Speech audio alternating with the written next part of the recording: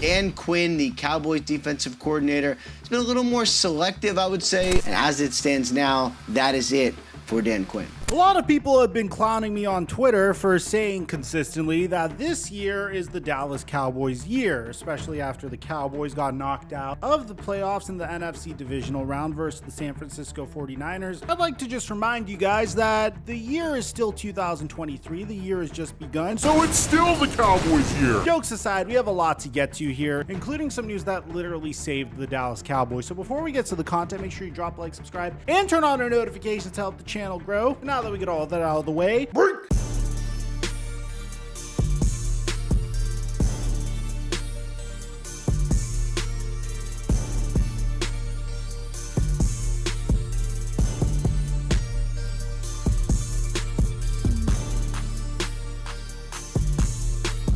you're a stud, a stallion, and you just picked up the hottest chick at the club. You're taking this girl back to your place and you're ready to get it on. Then you remember you had way too many mezcal mules and now your Johnson can't get going. You're in the bathroom trying to give your Johnson a pep talk, explaining to him that there's a beautiful woman in your bedroom ready to go. But your Johnson's refusing to cooperate. This has happened to all of us, gentlemen, and as you get older, it gets worse and worse. Which is why I partnered with Roman. Roman addresses a variety of sexual needs for men. They offer these discreet wipes that help you last up to 4 times longer in bed, and you don't even need a prescription for it. But they do also offer prescription medication to keep your erections longer and stronger, so no more pep talks in the bathroom. They offer testosterone testing and treatment, and the best part of all is you don't even need to leave your home because you can get a consultation online. And they offer free 2-day shipping. And right now, when you click in the link in the description down below or go to ro.co/microphone, you'll get 20% off of your first order.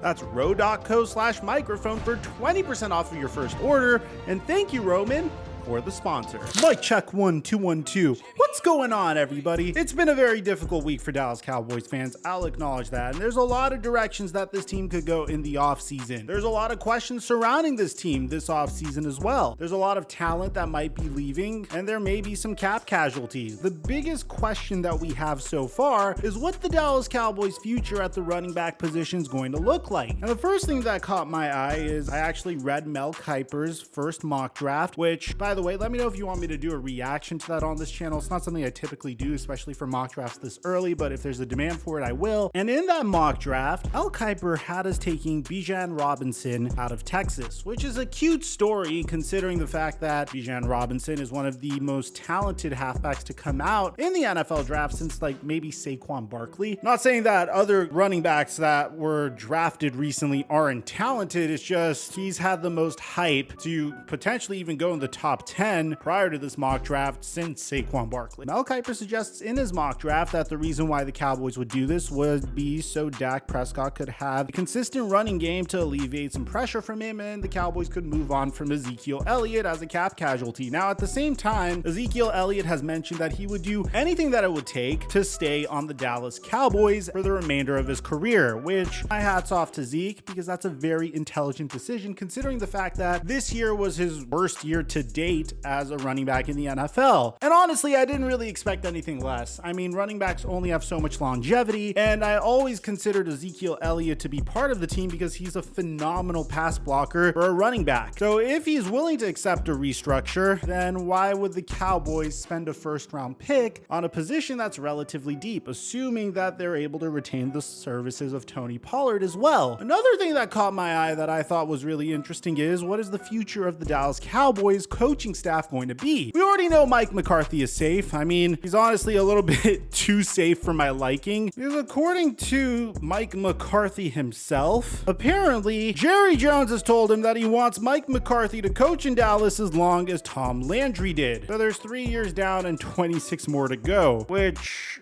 I don't really know how to even react to this, to be honest. Maybe my grandchildren will finally see the Cowboys win a Super Bowl. I don't really know. The thing is, a lot of people want the Cowboys to upgrade to Sean Payton, but Sean Payton and Mike McCarthy literally have the same exact resume, if you think about it. Both won a Super Bowl, both coached Hall of Fame quarterbacks, both more or less have the same win-loss record, or at least a similar win-loss record. I don't want to say both are the same type of head coach, it's just that statistic really spoke to me. To be honest, while Mike McCarthy's game management skills sometimes leave a lot to be desired. Lately, he's done a much better job at that, I have to admit. But what was a little bit more concerning for me is what is the future of the coaching staff going to be? Because we already know that the Cowboys let go of multiple assistant coaches. As a matter of fact, Jerry Jones and Stephen Jones turned down any possible interview requests because they were so busy firing people. Jerry Jones and Stephen Jones typically do this right as the offseason begins if there's going to be significant turnover with the team, and it seems like there is. Because so far, the Cowboys have fired 5 assistant coaches as a result of their loss to the 49ers. This includes some standouts, by the way, I have to admit, like Leon Lett, who is famous for celebrating a touchdown celebration way too early as a member of the Dallas Cowboys, and offensive line coach Joe Philbin, who historically was a head coach before with the Miami Dolphins about a decade ago, and is well respected throughout the league, by the way. But the main ones that we were concerned about is what is the future going to be like for the 2 main assistants on the staff, mainly Dan Quinn and Kellen Moore. Kellen Moore decided to flirt with teams once again. I don't necessarily blame him. He's a young coach in his early 30s. That seems to be the trend in the NFL right now. He has playing experience, and he even conducted an interview with the Carolina Panthers. And the Panthers even said themselves that they were very impressed by Kellen Moore. Ultimately, the Panthers decided to go in a completely different direction, as the man that I thought was going to get the job didn't end up getting the job, which was Steve Wilks. And as a result, there's actually some reports about Steve Wilks potentially joining Brian Flores' lawsuit against the NFL, which claims that there is a gigantic race problem in the NFL, which will bring you guys updates on that lawsuit as it goes down. Because we also found out that the Carolina Panthers are hiring former Colts head coach Frank Reich as their new head coach, which is pretty cute because he was the organization's first QB and now becomes their coach. The thing that I find very funny and ironic about this is Frank Reich's number one problem in Indianapolis is the fact that he didn't have a quarterback, and he joins the team that has had the biggest carousel at quarterback aside from the Indianapolis Colts and the Carolina Panthers. I'm not saying that's going to be the trend moving forward. I think Frank Reich probably came in and said, Hey, look, I am not doing that shit no more. If I'm coming here, you're drafting either Will Levis, CJ Stroud, or trading up for Bryce Young, or at least give me Anthony Richardson. There needs to be an answer at quarterback. With that aside, there's a huge question about whether or not Kellen Moore will even rejoin the Dallas Cowboys staff because Mike McCarthy doesn't guarantee that Kellen Moore will return. Now, McCarthy had the opportunity multiple times to guarantee Kellen Moore's job security, who, by the way, was the offensive coordinator for the Cowboys over the past 4 seasons. In 2021, bear in mind, Kellen Moore piloted the NFL's top-ranking offense. When Mike McCarthy was asked if he's going to retain Kellen Moore, he said, "My evaluation process is still going on, and I haven't met with Kellen much recently. I'm hopeful to get together with Kellen as soon as tomorrow." Cowboys coach McCarthy, when pressed by the reporter to commit to Kellen Moore as his offensive coordinator in 2023, said, "I don't really want to play this game today. It's been a long couple of days." Kellen Moore, like all other coaches, is being evaluated, evaluation ongoing. It's really important to note that there is some controversy between Dallas Cowboys fans about the future of Kellen Moore. Some people think that he is to blame for the Cowboys' lack of success on offense. It makes a lot of sense if you think about it. I mean, one would think that with Dak Prescott, Tony Pollard, Ezekiel Elliott, CeeDee Lamb, Dalton Schultz, Michael Gallup, and T.Y. Hilton, you would be able to create a successful offense. It's not necessarily my personal belief because I think it's a little bit deeper than that. I do understand the desire to get fresh blood at offensive coordinator, but I think we should really listen to a Hall of Fame head coach on the matter in this particular instance. According to legendary NFL coach Bill Parcells, the Cowboys' biggest problem isn't at quarterback. Parcells evaluated the 14 teams that qualified for the playoffs for the 33rd team, and his comments on the Cowboys are amongst the most interesting. In his assessment, he revealed his belief that the Cowboys don't have the top quality in Dak Prescott, but I do think he's good enough to win with. The Super Bowl winning coach said he likes what he sees from the team on defense, but the offense, particularly Kellen Moore's play calling, is hurting the team. I agree with that take. I actually said this in my last video. I don't think Dak Prescott's Patrick Mahomes like the popular commercial suggests, but I do think for the price that he's getting paid, considering that he's about to be like the 12th highest paid QB in the NFL, he's good enough. And I know a lot of Cowboys fans don't agree with me in that, and that's fine. I mean, we're not all going to agree on everything in regards to what's the best for the Cowboys. I don't think Dak Prescott is like supremely elite like Josh Allen or Patrick Mahomes, but I do think he's good enough to win. And I do think the play calling actually held back the Cowboys a little bit. So if this is all the case, Mike, you talked for a long time. You didn't tell me what the best thing was that could have possibly happened happened to the Dallas Cowboys. No, it's not Kellen Moore potentially being fired. Rather, it's the fact that Dan Quinn, the defensive coordinator of the Dallas Cowboys, the heart and soul of the Dallas Cowboys, by far the most coveted assistant coach and defensive coordinator of the Dallas Cowboys, is staying with the Dallas Cowboys. So let's bring this to you guys. This was first reported by Tom Pelissero. According to Tom Pelissero, Cowboys defensive coordinator Dan Quinn informed interested teams that he is staying in Dallas per sources. Quinn was a top candidate for the Cardinals head coaching job and also interviewed with the Colts and the Broncos, but his heart is in Dallas and he wants to win a Super Bowl there. I responded to a fellow Cowboys fan tweet actually saying this, and I retweeted it. This was from like a couple of days ago, where I say that I think